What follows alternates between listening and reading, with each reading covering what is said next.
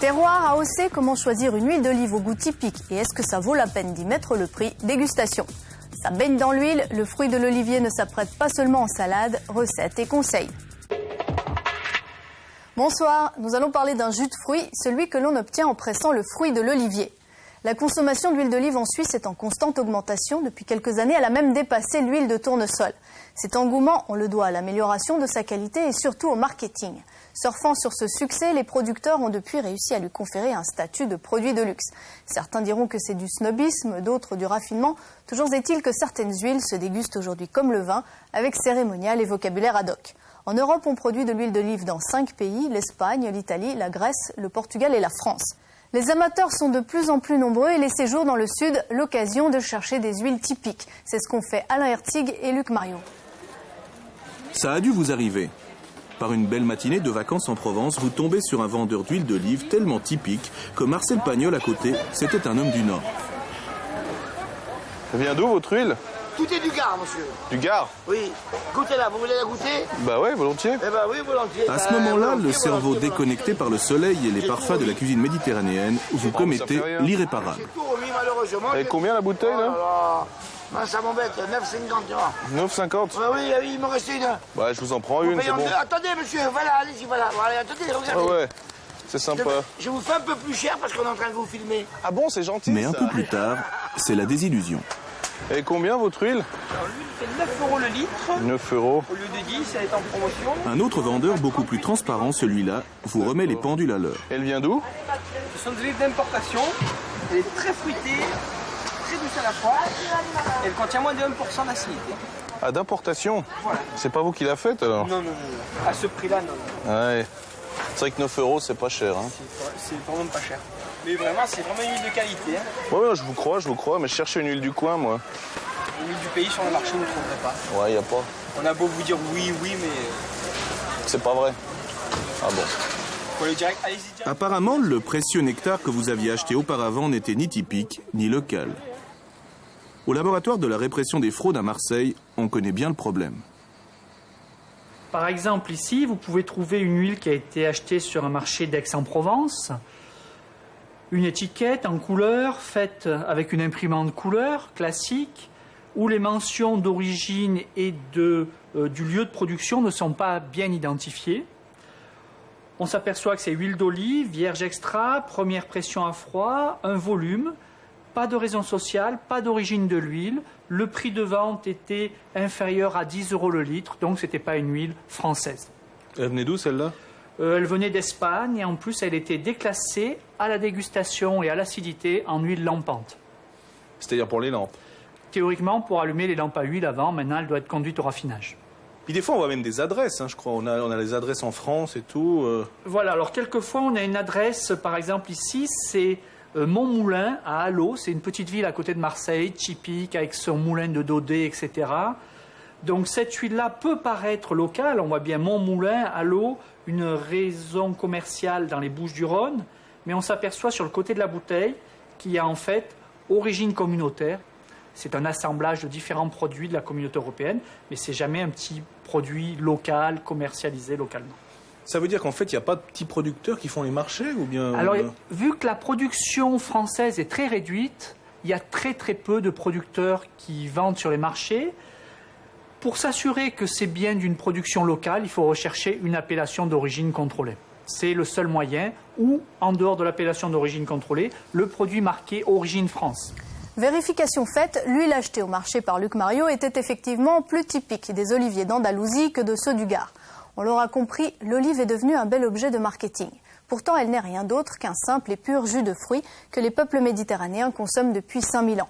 Tout le secret de son arôme réside dans le soin apporté à la culture puis à la fabrication. Alors pour vous consoler du fait que les vacances c'est fini et que l'été touche à sa fin, on vous offre un petit voyage dans le sud.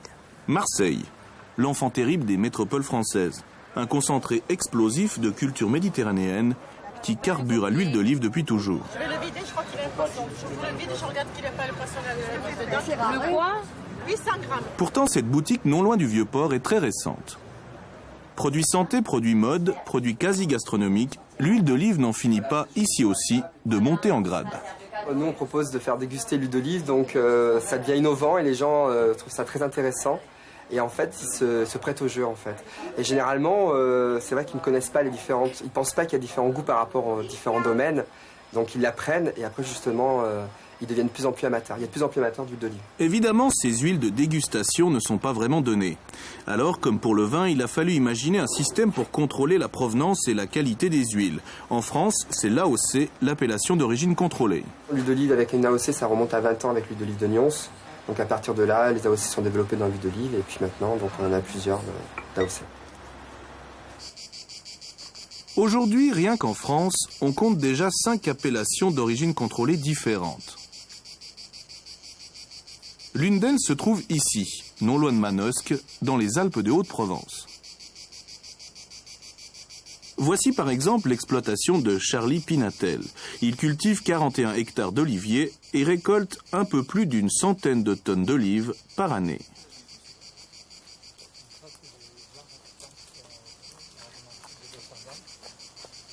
Les arbres de cette dimension ont plus de 100 ans déjà. Et on s'aperçoit que quand il y a plusieurs troncs, par exemple, l'arbre d'origine qui a disparu devait être là il y a 4 ou 5 siècles. L'olive est sans doute cultivée sur les bords de la Méditerranée depuis plus de 5000 ans, mais elle a connu des fortunes diverses suivant les régions. En France, la culture de l'olivier atteint son développement maximal vers 1840, avant de régresser, notamment face à la vigne, plus rentable. Février 1956, un gel terrible décime 3/4 des oliviers du sud de la France. L'oléiculture française mettra 30 ans à s'en relever. Produite du soleil et du sud, l'huile d'olive redevient à la mode sur les marchés du Nord au début des années 90, précédée par une réputation de produit santé. Le ton est donné, l'huile d'olive du XXIe siècle se doit d'être un produit plutôt haut de gamme, la fameuse première pression à froid. Le cuisinier Robert Le Bozec est tombé dans l'huile d'olive quand il était petit. À l'époque antédiluvienne, où on écrasait la pâte d'olive dans un moulin, où on mettait la pâte dans des paniers qu'on appelle des scourtins. On empilait ça sur un axe, et après on écrasait cet empilement de scourtins, on écrasait avec une presse pour pouvoir extraire l'huile. Et comme ces presses étaient en chambre, les paniers étaient en chambre, il restait souvent de l'huile dans ces paniers. Donc on faisait bouillir de l'eau et on versait l'eau bouillante sur ces paniers et sur cette pâte dans laquelle on espérait récupérer un petit peu d'huile. C'est pour ça qu'on parlait de première pression à froid. Bon, maintenant, avec les moulins et les techniques actuelles qui se rapprochent assez des techniques de la viticulture, on a une vis sans fin qui amène les olives vers les marteaux, vers les presses, puis après vers la centrifugeuse. Avec ces techniques-là, on n'a plus besoin de chauffer, de mouiller. On a un produit fini qui est d'excellente qualité. Alors, est-ce qu'aujourd'hui, le terme sur les bouteilles, ça veut dire quelque chose, première pression à froid? Alors maintenant... Parce que finalement, c'est devenu du marketing, au fond. Elles sont toutes... Oui, absolument. C'est devenu... c'est parce que on a l'impression que le consommateur a une référence par rapport à ça, qu'on a continué à le mettre, mais il faut être honnête et expliquer, et surtout expliquer au consommateur de quoi il en retourne, de façon à ce qu'il ait plus d'éléments pour être attiré sur l'huile d'olive. La récolte de l'olive s'échelonne suivant les régions d'octobre à février. Durant sa maturation, la couleur du fruit passe du vert au violet, voire jusqu'au noir, selon les variétés, et son goût se modifie. Les arômes et la qualité future de l'huile sont donc déterminés en grande partie au moment de la cueillette. On parle de fruité vert lorsque l'olive est récoltée en début de saison.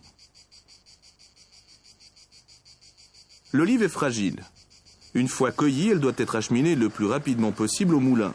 Elle a tendance à s'imprégner des arômes du lieu où elle est stockée et surtout, au fil des jours, le fruit s'oxyde, son acidité augmente et sa qualité diminue. L'huile d'olive vierge extra doit être en dessous d'1% d'acidité au litre. Et par exemple, nous ici en Haute-Provence, puisque je m'occupe aussi de l'AOC, cette année on était à 0,2% d'acidité au litre, ce qui est vraiment minime, quoi. Il est, à mon avis, difficile de descendre en dessous, quoi. Ensuite, la Vierge, alors, elle est de 1. Alors la Vierge, elle est de 1 à 2, et après de 2 à 2,5, puis après, bon, on arrive à des huiles d'olive qui sont plus, très bonnes à la consommation. Finalement, 5 kilos d'olive en moyenne auront été nécessaires pour produire chaque litre d'huile. Voilà pour l'explication générale. Mais chaque terroir a ses spécificités. Alors, dans une appellation d'origine contrôlée, on ne contrôle pas seulement la provenance de l'huile, mais aussi les variétés utilisées, les méthodes de culture, de récolte, d'extraction, pour assurer ce que l'on appelle la typicité de l'huile. Pour nous, ça reflète simplement la situation réelle du terroir, mais ça nous permet de proposer à des gens qui font du commerce dans des régions lointaines. Par exemple, il y a quelques magasins, même en dehors de l'Europe, qui proposent notre huile, mais du fait qu'il y ait cette appellation, l'acheteur aura toujours une certitude d'avoir un goût très, très homogène et à peu près constant, quoi. Pour les amateurs, l'huile ne s'achète donc que si elle est extra vierge. C'est indispensable pour pouvoir apprécier la complexité aromatique du fruit et les subtilités du terroir dans lequel l'olivier a plongé ses racines. Autour de la Méditerranée, on cultive une centaine de variétés d'olives et à l'image des cépages et du vin, chacune donnera un caractère particulier à l'huile. Au nord de l'Europe, nous avons appris à aimer l'huile d'olive. Reste à découvrir la diversité de ses saveurs et surtout à vérifier que l'étiquette tient bien ses promesses. Nous avons sélectionné 12 huiles extra vierges parmi les plus présentes sur le marché roman. Certaines affichaient une appellation d'origine contrôlée, d'autres indiquaient un pays, une région, voire même un seul producteur, mais toutes indiquaient une provenance. S'il existe un goût typique à chaque région, est-ce qu'on le retrouve effectivement dans le produit? Et est-ce que ça vaut le coup d'y mettre le prix? C'est ce que les dégustateurs expérimentés ont dû déterminer. Retour à Marseille, au laboratoire de la concurrence, de la consommation et de la répression des fraudes. Un organisme de contrôle qui dépend du ministère français des Finances, où nous avons fait analyser et déguster 12 huiles d'olive d'appellation contrôlée ou avec une origine mentionnée sur l'étiquette, vendue en Suisse romande. Première étape, une analyse physico-chimique des huiles. Le laboratoire a déterminé la quantité et le type des acides gras contenus dans les 12 produits pour en évaluer la valeur nutritive. Il a aussi mesuré d'autres paramètres importants pour juger de la qualité des huiles, comme leur taux d'acidité ou l'indice de peroxyde par exemple. Deuxième étape de notre test, nous avons organisé avec le laboratoire une dégustation réalisée par 4 dégustateurs experts. Dans leur évaluation, les experts ont recherché les éventuels défauts organoleptiques présents dans les huiles, mais aussi la typicité de goût des différentes origines.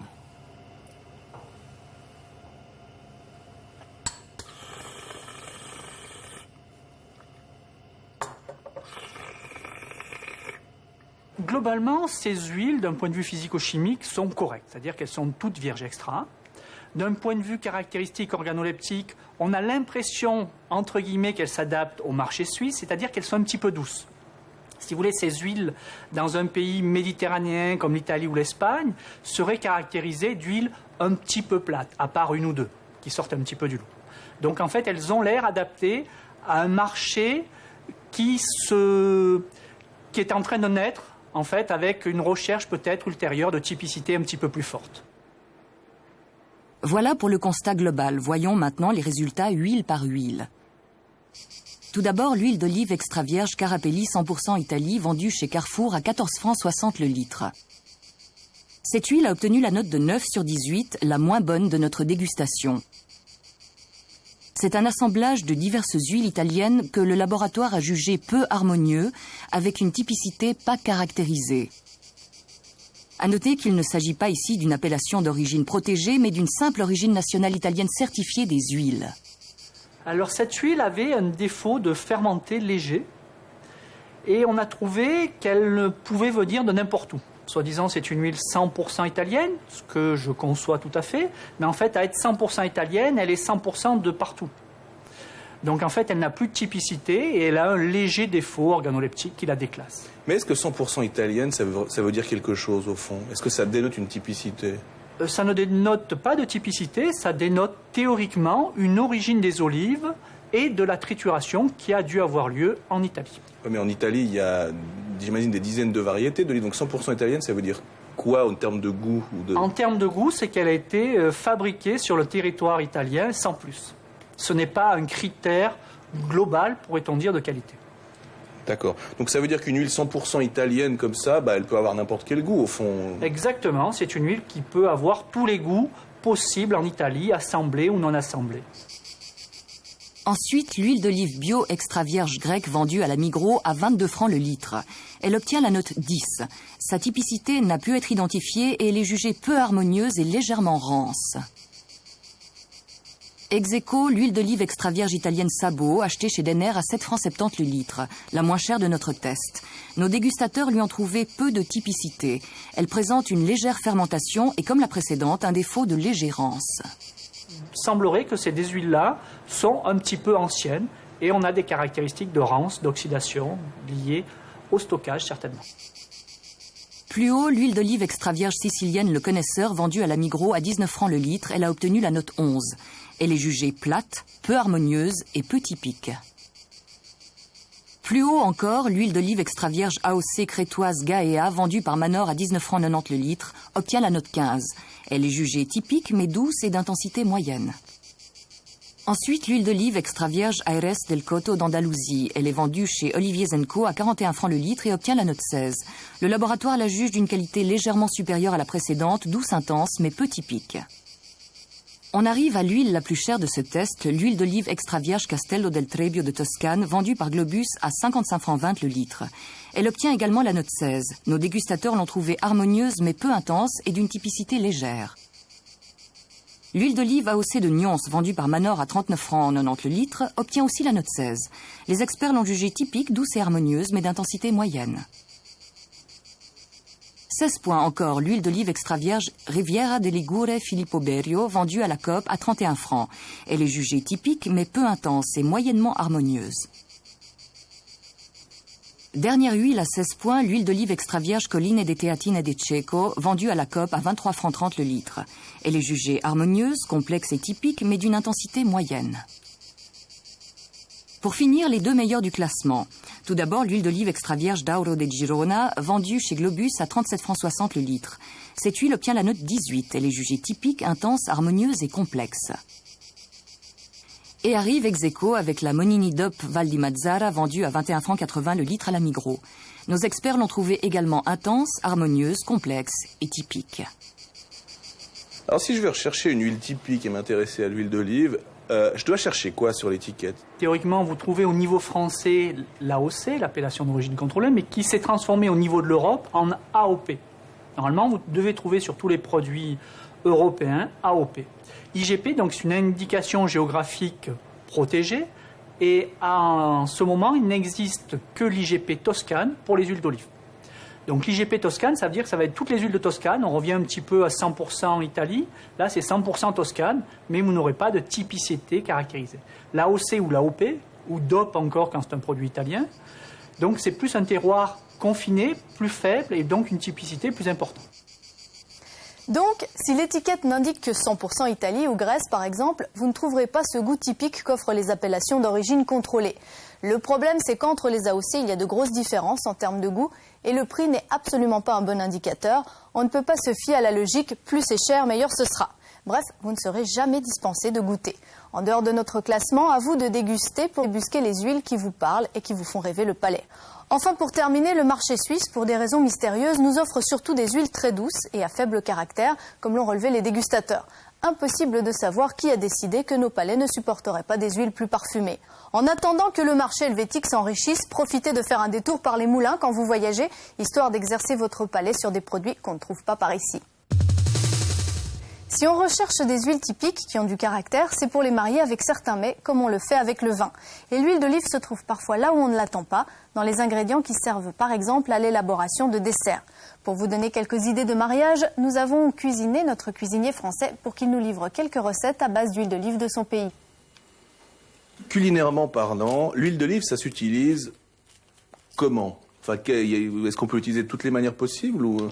L'huile d'olive, l'emploi et l'application en cuisine est fonction de ses caractères. Donc on a par exemple, je vais commencer par l'huile d'olive de Haute-Provence, là aussi l'huile d'olive de Haute-Provence, qui est une huile de grand caractère, qui elle va accompagner à merveille tout ce qui est viande marquée, viande de caractère. Après, on a là de la Salonninque, une huile de caractère du pays d'Aix qui va aller à merveille avec tout ce qui est produits crus, donc légumes et maraîchage cru. Ça, c'est de la Tanche, une huile d'olive douce qui va aller à merveille avec tout ce qui est dessert, pâtisserie, crème, sorbet, glace, c'est assez étonnant. Et là, on est encore sur une huile de caractère du pays d'Aix, mais côté vallée de l'Uvonne. Et là, elle a une particularité, celle-là, c'est pratiquement le seul endroit où on trouve cette variété, c'est de la Cayenne. Et cette huile-là a été faite pour cuisiner les crustacés. C'est étonnant. Alors, concrètement, l'huile d'olive, elle résiste à toutes les températures. On peut tout faire avec de l'huile d'olive? L'huile d'olive a un point de fumée qui est à 210 degrés, alors que les huiles d'olive, les huiles et les matières grasses en général sont aux alentours de 160-170 degrés. L'avantage aussi, sur le plan culinaire de l'huile d'olive, c'est que l'huile d'olive, c'est un exhausteur de goût. Donc quand on va faire cuire une escalope de poisson, quand on va faire cuire une viande ou un légume avec une huile d'olive va marquer le caractère du produit qu'on a travaillé, en plus d'apporter ses parfums. Quand vous dites 210 degrés, ça veut dire qu'on devrait faire les frites avec de l'huile d'olive, en fait? Oui, moi je trouve que il faut la réserver à des produits plus nobles quand même. Hein. Mais on peut tenter l'expérience. Alors ce qui est intéressant, c'est que vous utilisez l'huile d'olive jusqu'à dans ces derniers tranchements, parce que vous faites des desserts, avec beaucoup de desserts en fait. Qu'est-ce que vous allez faire là par exemple? Là je vais faire une tartelette à l'aubergine et à l'huile de tanche. Le principe c'est un fond de timbale avec une compote de pêche. Par-dessus, on va disposer des petits ronds d'aubergine qui ont cuit dans l'huile de tanche et dans le sirop de pêche. Donc, là, dans un premier temps, l'intérêt sur l'aubergine, c'est que l'aubergine a absorbé l'huile de tanche dans laquelle elle a cuit. Et comme l'aubergine est une éponge, elle va restituer à la dégustation, elle va restituer les parfums de l'huile de tanche avec le léger sirop de pêche qui a permis de caraméliser. Et je vais accompagner mon dessert avec une glace à la pêche et à l'huile de tanche. Donc le principe là, c'est de se servir du jus de pêche à la place du lait. C'est le principe d'une crème anglaise, mais faite avec un jus de fruits. Et après, j'ai passé donc ma glace à la sorbetière pour lui donner son onctuosité, qui a été, en plus de ça, accompagnée ou soutenue par l'huile de tanche. Hein. L'avantage de l'huile d'olive en pâtisserie, c'est que ça va apporter une onctuosité qu'on aurait avec aucun autre produit. Et le parfum d'huile est légèrement en retrait, ce qui fait que ça laisse la place à tous les éléments qui sont dans le dessert. Voilà, si vous voulez juger par vous-même.